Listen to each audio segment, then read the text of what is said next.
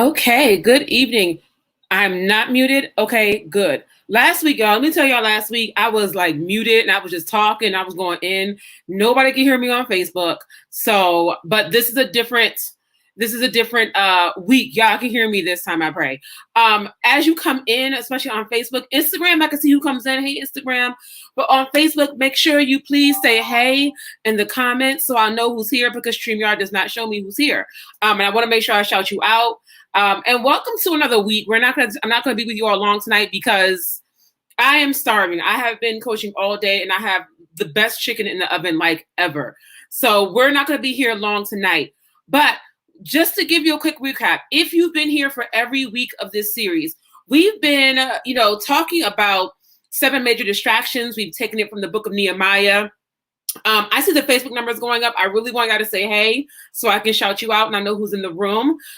So we have been talking about Nehemiah. We've been talking about 7 major distractions. Last week, we spent some time talking about ridicule. And what we've been learning is, you imagine that you realize some things in your life need to change and you need to rebuild some things. And so you finally get the wherewithal to get up and begin to rebuild your life. You finally get the courage, and it is a lot of courage to rebuild your life. It is a lot of courage. And I'm talking about on any level of rebuilding.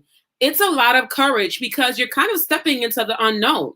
Not kind of, you are. You're stepping into the unknown and you don't know what's coming down the pike. You don't know if what you're doing is going to work. You just know you need to change. And honestly, that is for real, all you need to get going. On some real stuff, that's really all you need. Some faith and some kind of a plan. The plan can always be reworked, but you mainly just need to get up and go. Now, because people have a tendency to be raggedy, okay? Raggedy folks are going to do what? The minute you decide to do better, especially if it doesn't benefit them anymore, raggedy people are going to do whatever they can to stop you. And that's going to come through a lot of different ways, but there are 7 major ways. So last week we talked about ridicule. You are rebuilding your life and everyone is talking about you, ridiculing you. That's going to look like, oh, who does she think she is? And, she thinks she's better than us, or you change and she ain't going to be able to get this done. He ain't going to be able to do that. I guarantee, watch and see, they're going to fall flat on their face. You're going to hear all of it. And that ridicule, you got 2 options. I told y'all last week. I'm just giving you a quick recap. I told y'all last week, you got 2 options. You can either let that ridicule stop you and you don't build your life or rebuild your life, or you can be like me, be nice and petty. Hey, Jennifer, be nice and petty and be like, oh, what you have said? Okay, bet. I'm going to do that and I'm going to do then some. That's what I did. Everything I heard about me, I made sure I listened, but it didn't stop me. And I was like, okay, I hear you. I can't make it on my own. I'm going to run back. All right, cool. Watch I don't. See, watch what I do. Y'all know I'm really bougetto tonight. You have to excuse me. So tonight we're going to talk about what it looks like when you are getting opposition through direct attack. And that direct attack. So what typically happens is when people cannot stop you through ridicule, when you won't stop because they are, Jennifer, I see you tagging people. I have a special surprise for you that you'll get in your email tomorrow. Just so you'll know that tomorrow.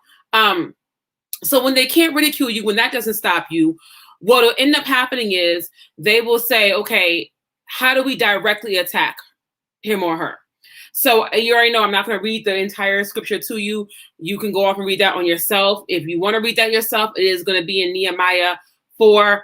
I put here 7 through 9, but I want you all to go down a little bit further. If you go back and read this, I want you all to go from like Nehemiah chapter 4, read verses 6 through 15, because that actually gives you a good chunk of what is going on in his response. So again, Nehemiah is rebuilding. And of course, here comes Sanballat and Tobiah, the haters. You're always going to have some haters that's going to be around as you're building. We have said that. Here comes Sanballat and Tobiah. Okay, cool. So us ridiculing him didn't work. He didn't hang his head down and go away like we thought he would. So now we're about to get really mad. And what was interesting about that was they got angrier the more they realized, because now see, Nehemiah's not just building the wall now. Now there's some substance to what he's building. Okay, the gaps are closing. The wall is getting stronger. When people see that you are building substance, They are either going to cheer you on or get angrier. So now that there's substance, we have something to worry about because we want him or her under our feet. We want them to be lower than us because that's what we're used to. So there's substance to the wall now. And within these scriptures that I gave you all, Sanballat and Tobiah, Nehemiah on Instagram, chapter 4, verses 6 through 15, they now get together their people and basically they threaten to attack them. It's an outright attack. Now, in 2021, I pray that no one outright attacks you, like tries to fight you. I mean, when I read this, I'm like, I pray that never happens to me because I haven't really been delivered from the spirit of you can catch these hands. Okay, still kind of run that ministry. But what that's gonna let's look at the emotional toll that it takes on you. So Nehemiah is being threatened now. Not only is Nehemiah being threatened, but his life, the people around him are being threatened. And so when someone threatens you, typically I want you to really think about what effect does that threat have on you? What effect does it have on you mentally and emotionally when someone begins to attack you? It's an outright attack. I remember when this summer I dealt with, and I'm trying to remember, I got my lawyer's notes because that's how bad it was. I had a former client outright attack me. I mean, it was something that I had never experienced in my life. It literally came out of nowhere. I was shocked, awed, surprised, appalled, like, oh, I was all of that. And I'm desperately looking at my notes from my lawyer.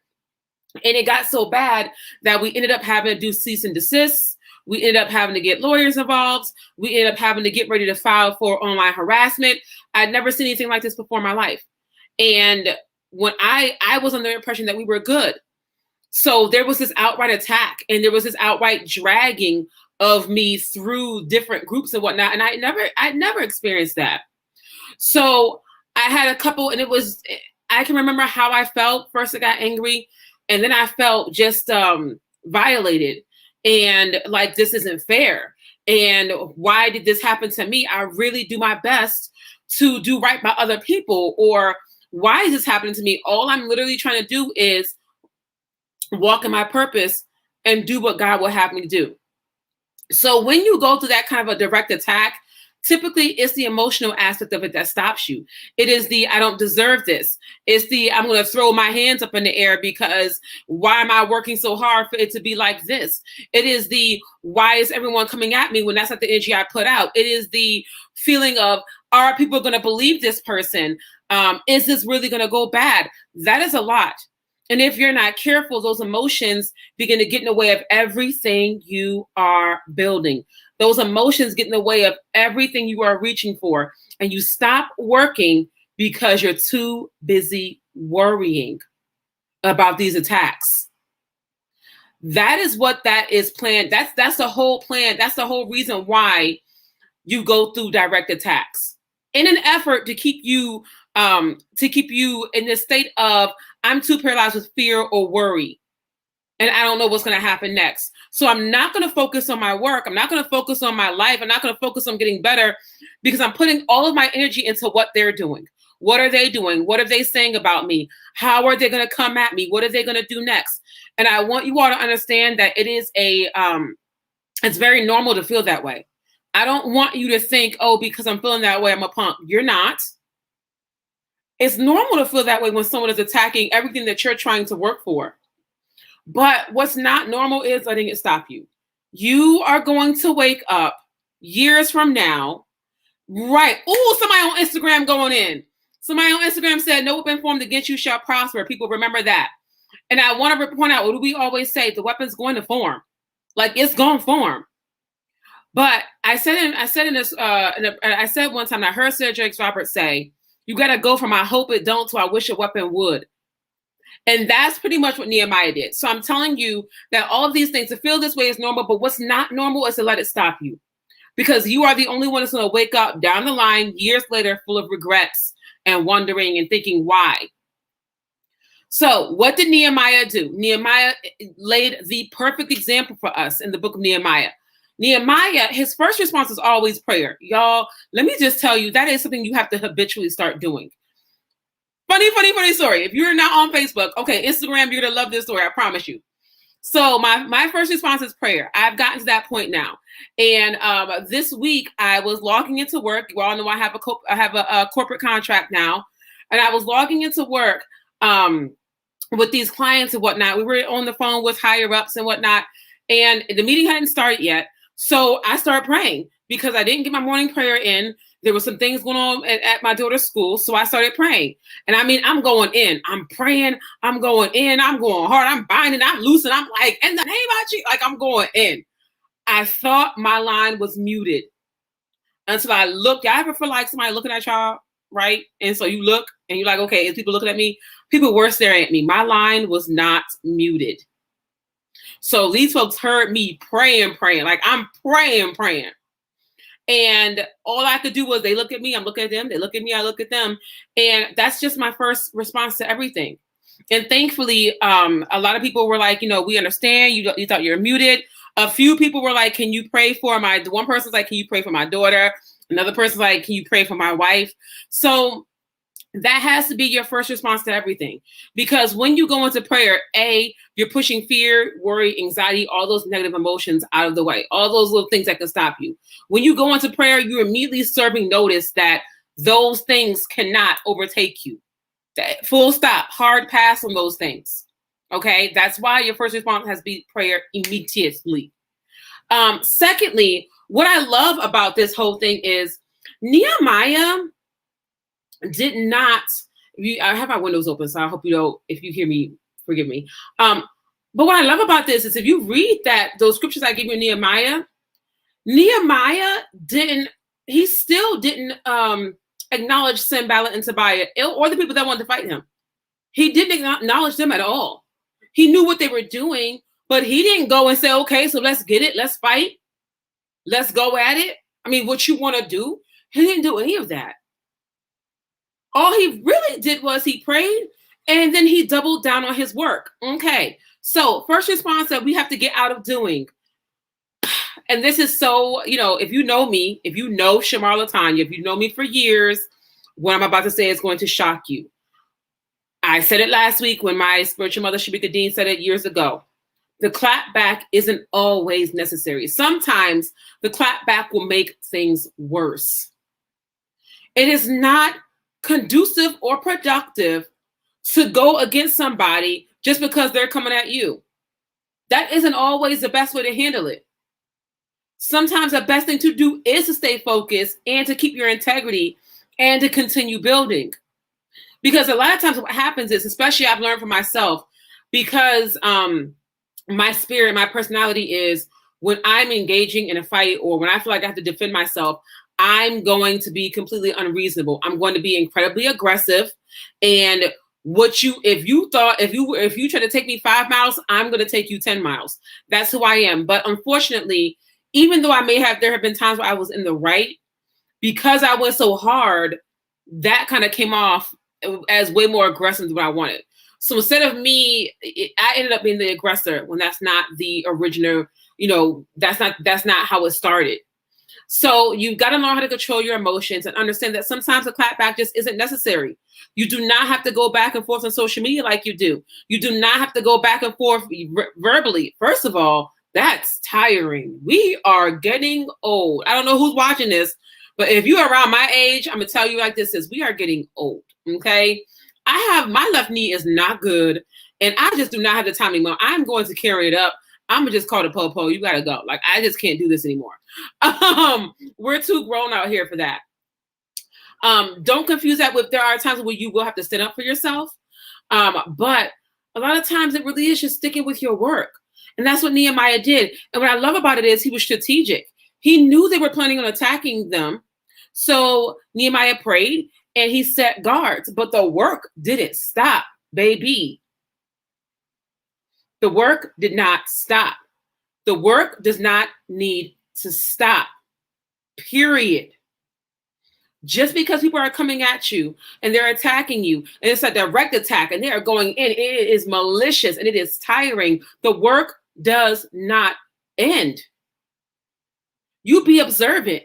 You set your guard, you be observant. Don't be ignorant to what's happening around you. Know what's happening around you because you need to know so you know how to pray strategically, you know how to move strategically. So Nehemiah didn't treat it as, oh well, they're not going to do anything. No. Nehemiah was very observant. Okay, they're plotting to attack us. They plotting to stir trouble up against us, but we can't stop building this here wall, feel me? Because it's my purpose. Now I mean, so right, Jennifer, that's when you pray harder. So Nehemiah put watchmen around. He put watchmen all around the walls. And so some would watch and some would work. Next point, good response. Have a good team of people in your life and around you. That was a perfect example of I am queen of thinking that I could do it on my own sometimes. And sometimes I just can't. A lot of times I just can't. And as you get better, as you get bigger, and as God elevates you, you're going to need help. So have a good team of people around you that are ready to watch with you and are ready to stand guard with you. And he did. So he had people standing guard while he still worked. Again, when you get the courage to rebuild your life and transform, you are rebuilding, transforming, reclaiming with one hand and fighting off the enemy with the other hand. But when you're focused, it will work. So that's what they did. They got strategic, they stayed focused, and they put all their energy into building versus putting all their energy into something else. Think about this. And we say this, oh, you've heard this plenty of times. What you feed grows. And the whole point of the attack is for you to stop working and to put your energy into that. Because if you put your energy into a direct attack, if you go harder against them, you're going to be way too tired to do the things that you need to do in your own life. Laser focused in these streets. Laser focused.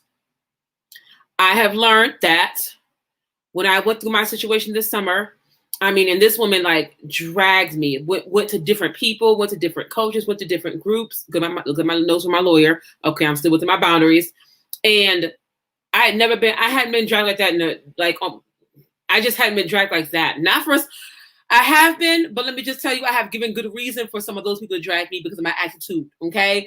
But this is one of those times where I literally was like out of the goodness of my heart. And I don't understand why I was being dragged. And my only response was Nehemiah's response. I didn't clap back. Actually, I still prayed for this woman. When I would talk to other, people about her, when they would bring it to my attention, I never said a bad word about her. I still won't. I never said, oh, don't let her, nope, whatever group she joined, whatever she did. I was like, if she can find her community, I pray she does. And that was my response. And that was a mature response. But while I prayed for who was attacking me, and I truly do wish these people well, I kept building and I kept working. And I have to say, I thank God that I didn't put my energy into that because my energy needed to go into other things. And it did. So don't put your energy into other people's attacks against you. I've learned that God will always vindicate you. If you're moving with integrity and honesty, it's always going to work out in your favor. So you don't need to waste your time or energy on someone who's coming at you. Let's mature a little bit. Let's grow up a little bit. Let's become women and men and understand that not everything requires a response. All things are lawful, but not all things are expedient. You could very well be right, but it doesn't mean you got to go as hard as you could go. So that's how they dealt with direct attack. They kept going. So next week, I told you all we would not be here long tonight. A lot of these things are really, here's the thing. We always want these fresh new words. We always want this word that's going to knock us over and crack the sky and it's fresh and it's new and it's, oh my God. But why do that? There's a time and place for that too. But I'm going to tell you something. If you're still struggling to get past the basic foundational piece of this, those fresh new deep words are not going to be it for you if you're still struggling on this level. So let's come higher. Let's come higher and let's mature so we can get to those levels. A lot of this stuff is not, it's easy, especially if you put it into practice. So next week we are going over opposition by discouragement and fear. So I want to point something out to you. What I've been teaching you all, last week, opposition from ridicule, opposition from direct attack. I'm looking at my notes. Those two oppositions were from outside external factors. They were from outside influences. Next week is going to be a little bit meatier, because opposition by discouragement and fear comes from within. So that's a within attack. That's the enemy within me kind of attack. The week after that, selfishness and greed, again, a very inner kind of thing. So next week, we're going inward and to teach you how to deal with you next week. So next week is about discouragement and fear, because, of course, when you're taking on a mega undertaking such as rebuilding your life, taking back your power, rebuilding these things, you are going to face some discouragement within yourself, some fear within yourself. When I became a minister, I was very afraid. Not if I could do it, because I knew I reached the level of maturity that I needed to be, but it was this whole, okay, so now how do I explain to people who are still here in Connecticut, who knew me when I was not a minister, who knew me, before I got back to church, how do I explain, this new part of me? And I remember feeling that fear. Am I going to be called a hypocrite? Are they going to talk about me? And some of it did, and some of it you just, we'll talk about more next week. But that's also a normal part of it. So that is all I have for you tonight. Come back next week. If you can't find the live stream on my page, I am going to put it on my YouTube channel. They will all be there. Come back next week. And next week we have 4, 5, 6. So I have 4 more weeks to go of this. And of course, every time I do a series like this, I always give you all a surprise at the end. And I like look at the comment section to see who's here consistently, because they get the bigger surprises. Jennifer, when you get in, you have a surprise in your email tomorrow. So thank you so much for popping in and tagging everybody. To everyone here, thank you so much for being here. Share this out. I did see somebody share it. Thank you. Thank you to my Instagram people. Y'all have been really showing up for me lately. I just appreciate y'all. And I will see you all next week. So, I didn't give you all a challenge, did I? Okay. Your challenge is, I want you to think about, last week I said, think about the thing that you wanted to do all your life and you haven't done it. Even if it means you start small doing it, but you just start. This week, I want you to put more energy into that than you did last week or years prior. I want you to see what it feels like to sit down and zero in and focus on that thing that God has laid on your heart, but you never picked up again. I want you to sit down and get laser focused with it and really see how it grows. So much can be done within days when you get focused and when you stop putting your energy into what everyone else is doing and or saying about you. Because honestly, if you're really doing this whole thing right, you're really growing, if you're really getting out there, people should be talking, because that's always going to make some folks mad for me. All right. So I will see you all next week. Thank you for joining in. And I hope you all have a blessed week. Love you lots. Are there any announcements that I have? I don't think so. Any announcements, just make sure you check my story. There are announcements, but there's a lot to talk about. Check my stories. Follow me on IG and Twitter, because that's where I'm posting up all my events. October 2nd, I'm speaking at an event here in Connecticut that is also in my stories and on my page. And yeah, we're going to keep doing this. So I love you all, and I will see you next Thursday at 8:30 p.m. Eastern Standard Time.